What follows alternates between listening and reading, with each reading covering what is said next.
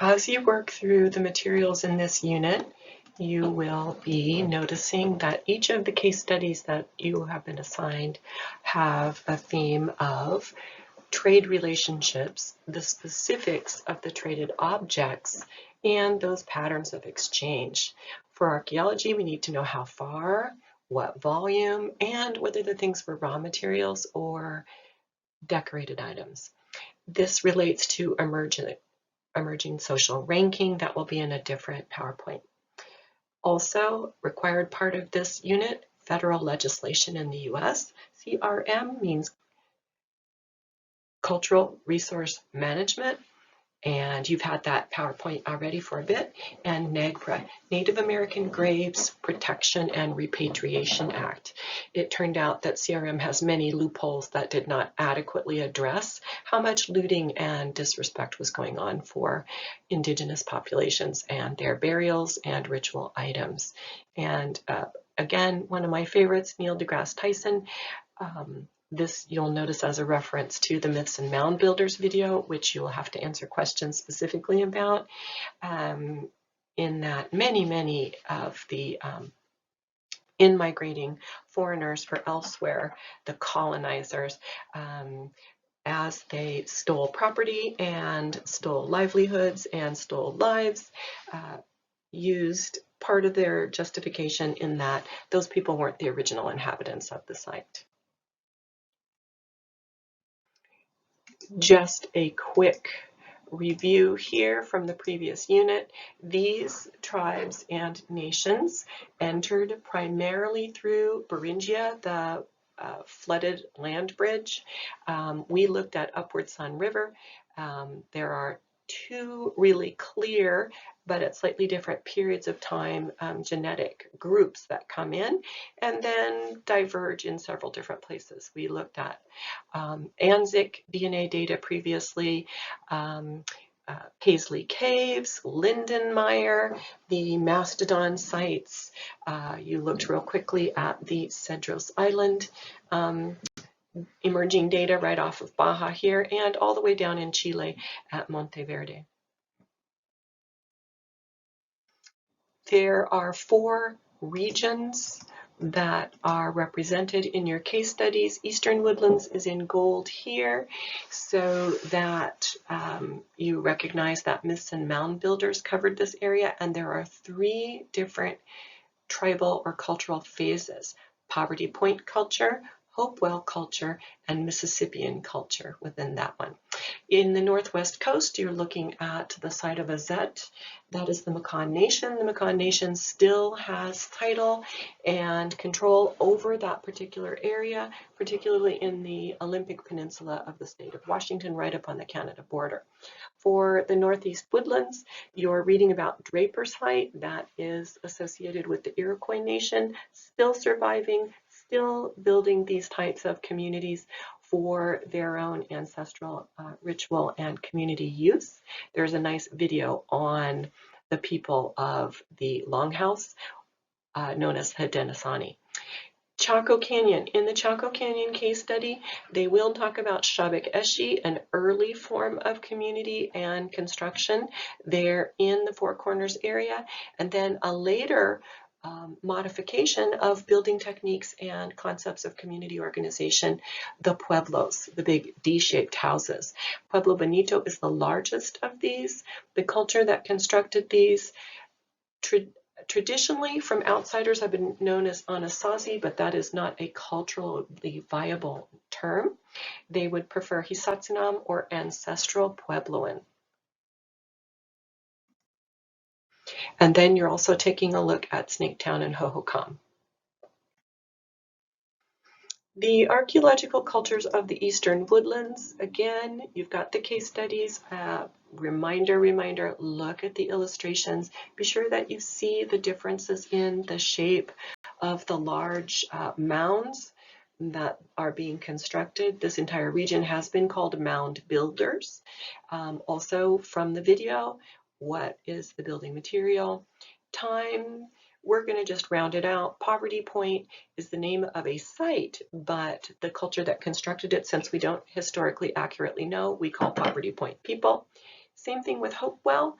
probably a combination of tribes or linguistic groups that are doing certain things in a very similar manner. So the people are called Hopewell culture, and their most famous site is called Hopewell.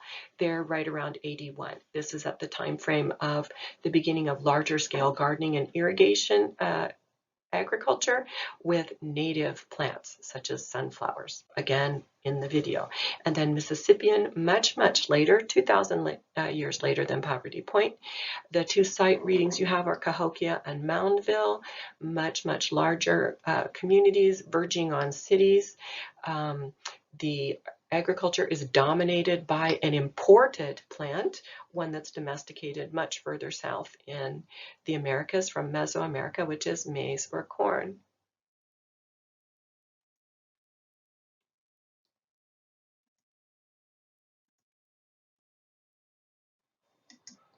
So again, please be sure in your notes that you're noticing what they're made out of and what the key shapes or forms for each of those three cultures. For instance, which ones are doing the conical burial mounds, which ones are doing platform mounds, who is responsible for effigy mounds, enclosures, barrier mounds, and that sort of thing.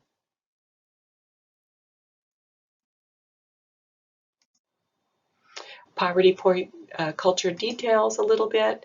Archaic period is also mentioned in your reading. This is the very beginning of cultivation, although it looks like they are really just using very practical plants to garden. Gourds for containers, probably. They may be using the seeds, probably using the seeds. The gourds also can be used as fishing or net weights or floats. Squashes are also verified. Didn't mention it here, but tobacco begins to show up. It was never a recreational material in the Americas. Native tobacco is very toxic, so always used in limited quantities for rituals and other formal experiments. And then still mainly primary food sources for gathering. Pottery is beginning to be used, but quite rare. And like your Çatalhöyük reading, This Old House, it looks like in many areas of the world people figured out that if you took clay, made it into a little ball, sometimes quite small, sometimes a little bit bigger, the size of maybe like the balls you use in playing pool today, that you heat those up in the fire, put them in a large container that can be really actually wooden container, a pottery or basketry container, or clay, and those heated pieces heat up your stews, your soups, your foods, and then you can fish them back out and reuse them. Monumental construction, in other words, requiring a lot more people working together to make buildings that everyone might share, like walls, like large mounds, like ritual structures and so forth, are not common in this period, but Poverty Point is very famous because this is one of our first more elaborate areas of this activity.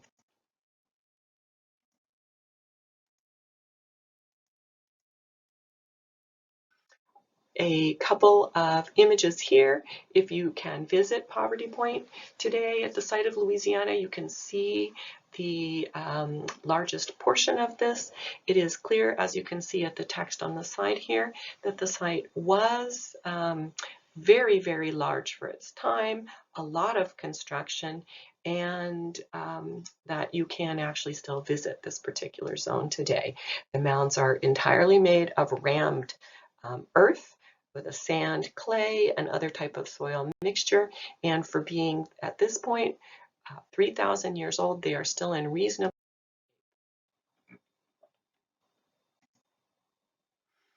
The Poverty Point mounds, a tremendous amount of labor and material. However, we're not going to be able to tell how many people worked or for how long, because we don't know either the number of days or the number of people. So we're just going to say that it is many days of labor, perhaps several hundred people, perhaps more. The rings were also used for astronomical or calendar observation. The alignment of that center portion of the site gives them the place to stand and see equinox on March 21st most years and September 22nd.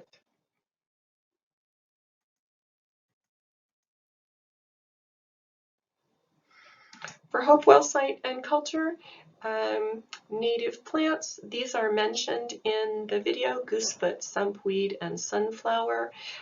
They are native, grew very well, and in the video it shows you how those archaeobotanists, right, those floral remains specialists were able to tell whether they were looking at wild materials or domesticated grown materials. So please be sure you see that when you watch the video. They're still mainly getting a lot of their food and probably most of their game from hunting, fishing, birds, and wild native plants there. And they just begin to grow maize, you know it as corn, but it's not native to the Americas. It's not particularly productive at this particular point in time. Conical burial mounds, enclosures, effigy mounds, you will see this in your reading and also the video.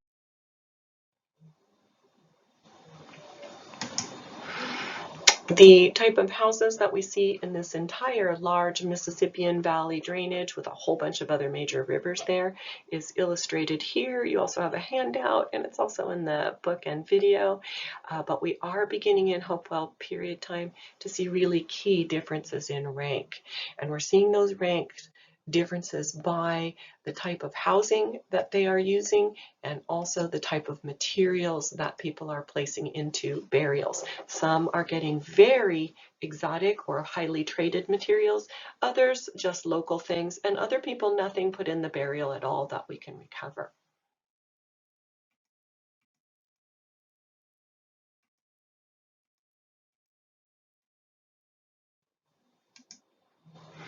Map-wise, you've got a couple of maps here, just give you a general idea.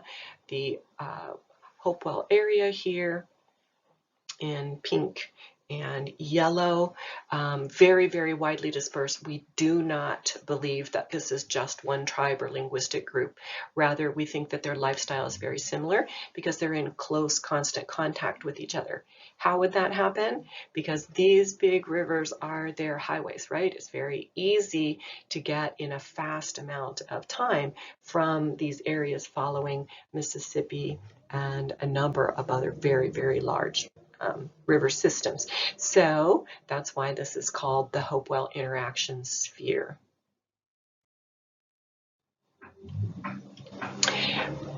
The sphere itself is linked to a number of really amazing looking items here. You can see that they were importing raw materials from really far away, like obsidian, grizzly bear teeth, chert, copper from the Great Lakes area, silver, and minerals that they were highly prized for making other items out of, shark teeth, seashells, on and on and on. Here is also an image of one of those enclosure type of arrangements where we've got houses, conical burial mounds, and some of these linear mounds that we see during this particular period of time. You could, if you're very interested in this, you may also take a look at this link and it'll give you a little bit more information on this topic of the Hopewell interaction. The trade network itself, documentation archaeologically, again, people who are experts in doing the analysis of the natural materials from either microscopic remains or larger things that you can see with your eyes, macroscopic remains. But here's a listing of some of the items that they have found. And the exchange went network again for this period of time, Hopewell interaction sphere.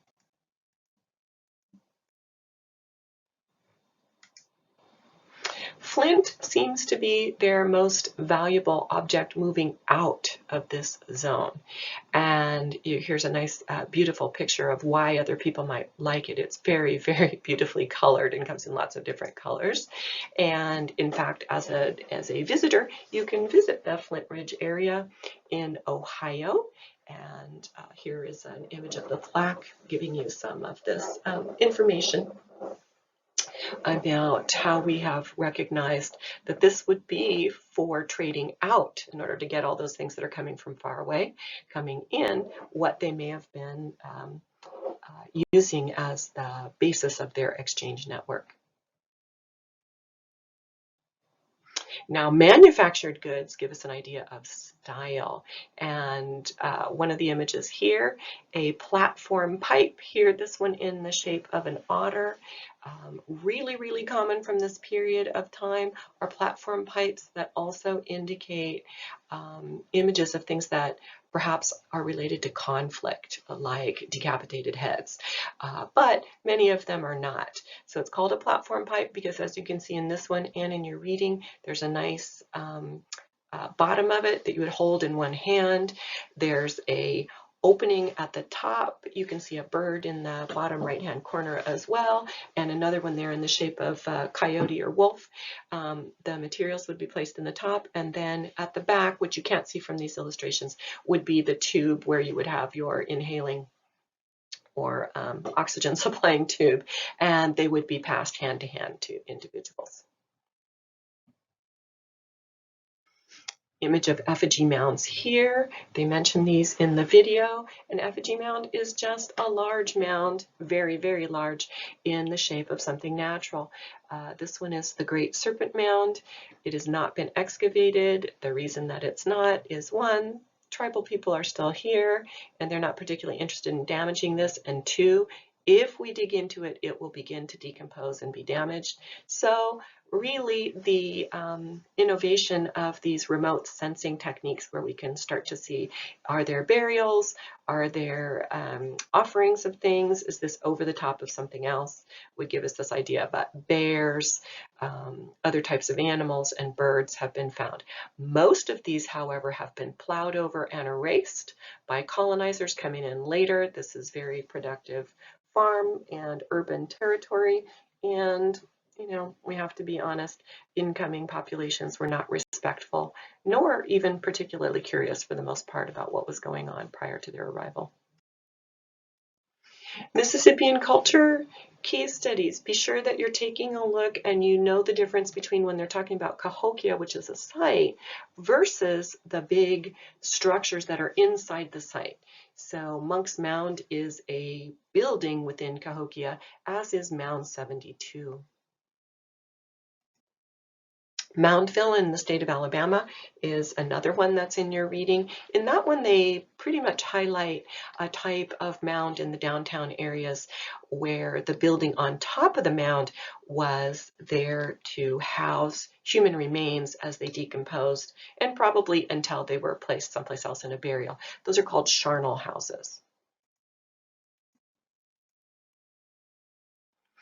Map here, we know that Mississippian culture in the darker area was where many of the very large sites were located, but you can see with the big stars, Spiro, Emerald, Moundville, Etowah,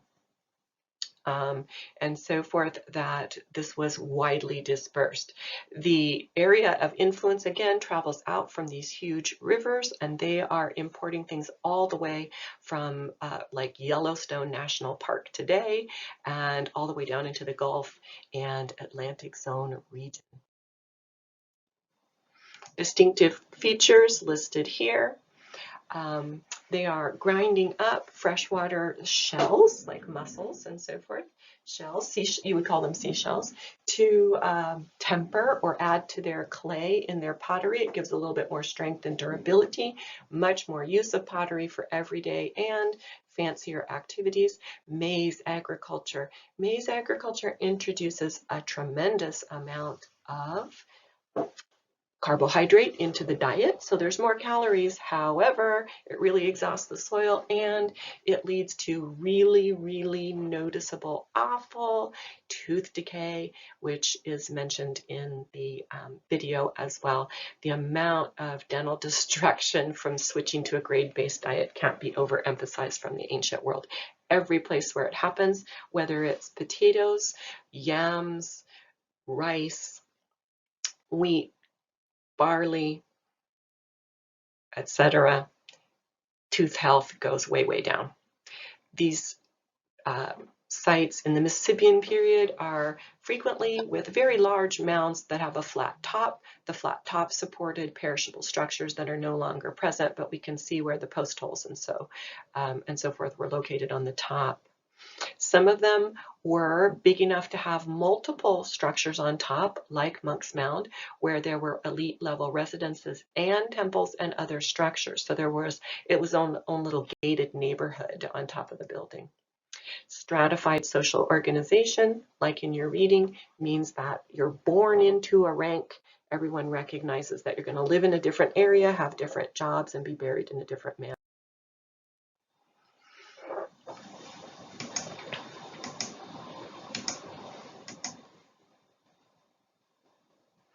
Here again is a nice map image of the major buildings from there. This is a heritage zone with a really amazing interpretive center and museum. The tribes are still celebrating, honoring, and using the site as they would like to do it, but visitors are also welcome. There are rules about not walking on the mounds and so forth, but really one of the best interpretive centers for an archaeological site in any country that I've ever visited. The other thing that you can see is that disrespect for the importance of this or for the original builders is just amazingly clear in this one. The biggest surviving structure in North America is Monk's Mound that we know of right now, and there is a highway that runs right through the center of the site. Here also an artist reconstruction of Monk's Mound itself, and you can see it would have had multiple buildings on top of it. The cultures today are clear that Cahokia would have most likely been called City of the Sun, and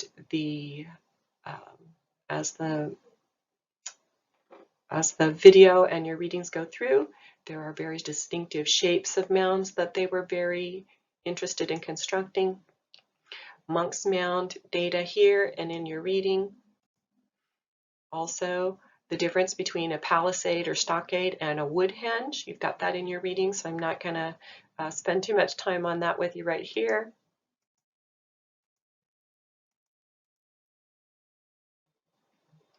Mound 72. Now, a little bit more reading here because we've got very recent data about Mound 72. It's not a very large mound, but it is one of the oldest in the downtown area of Cahokia. So it's about 140 feet long by 70 feet wide by about 6 feet tall. But excavations there, which started some time ago, and we probably would not have excavated this in modern times in this manner. Again, because of NAGPRA, this is a cemetery zone, and the descendants of these people still live in the area. But they did recover approximately 300 human burials, including circumstances of this that appear to be human sacrifice. Older interpretation was that all of these went in with one very high-ranking male who was buried with a massive amount of just wealth, manufactured items that were never used. He was laying on 20,000 shell beads, brand new, could have been used, traded, etc. 800 perfect projectile points that were never used for hunting, could have been traded away. Sheets of copper, no doubt the most valuable material from this particular region, and surrounded by what was supposedly interpreted as all female human sacrifices. There is more recent analysis here, and we're going to see that on the next slide.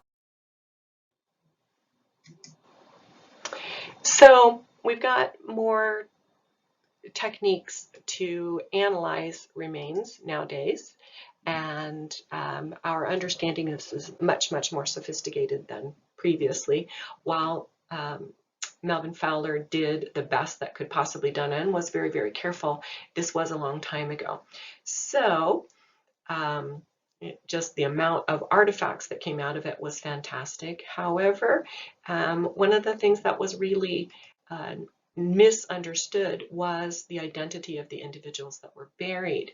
So the burials really seem to be linked with male and female partners, and this much more lines up with what Native experts have told us about their social and political leadership organization, which is that males and females work together in order to celebrate, make decisions, respond to emergencies, and so on and so forth. So the quote here, "Now we realized we don't have a system in which males are dominant figures and females were just companions that were buried," is much, much more accurate with what we can find out from other types of information. So most likely this mound is some sort of ancestrally important group of individuals, but also symbolically represents fertility and agricultural symbolism. Palisade here, key term, be sure you can recognize it for testing. Take a look at the illustrations in your textbook and these reconstructions of what the walls and palisaded type would be. These were made of entire tree trunks. This is a very well watered area. There's lots of forest. So the number one building material for sure at Cahokia wasn't earth for other than just the basis of these buildings, but would have been wood. They had lots of it and they could use it for really, really grandiose construction.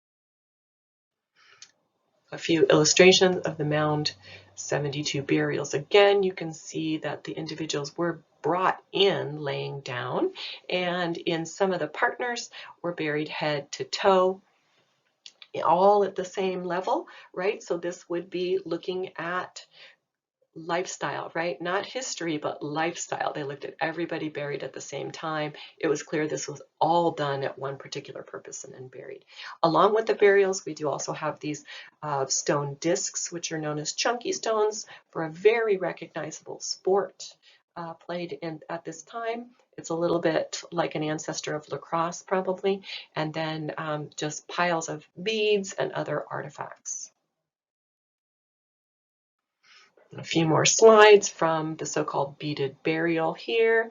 Very finely worked discs and other items that were probably worn around the neck or beaded into clothing. Some of these bundles of these fabulously constructed projectile points that were flint and other valuable materials.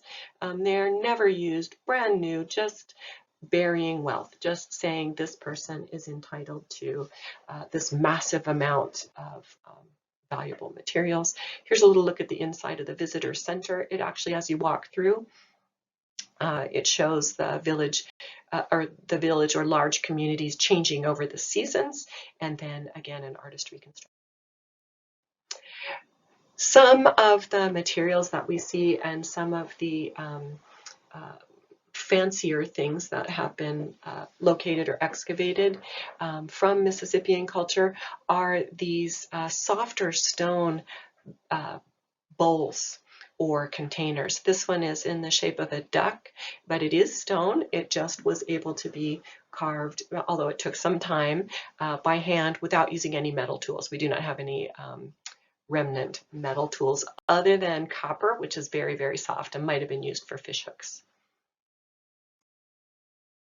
Here is a beautiful piece of stonework. This would be more of for heavier work. This is clearly for digging in and around the cornfields and other types of growing areas. You can see that sheen or polish there that happened to the stone as they used it to dig into soil rather than try to chop down a tree. Remember from earlier on in your reading, we can examine the edges microscopically of stone tools in order to get an idea of what kind of material they use them on. So using the sheen coming from plant materials versus the sheen coming from soil is going to look different under the microscope. And not sure why that's floating in. I didn't mean to set it that way, but there you go. The mounds themselves, very sophisticated construction, but please remember they have, by the time that they were building something like Monk's Mound or Mississippian culture platform mounds, they had been constructing these for over 2,000 years. And so building them in sequences, putting in some posts to hold the construction sequence together, and then mixing up the layers of fill with sand, clay, and other types of soil, and then really pounding or tamping it or ramming it down is how that they made these very, very durable structures. They would have needed upkeep and maintenance, again, something that your leaders would be probably tasked with paying attention to. This large area during the Mississippian period of interaction, trade, and influence is called the Southern Cult or Southeastern Ceremonial Complex. Remember, the Hopewell has a different term because that's 1,000 years earlier.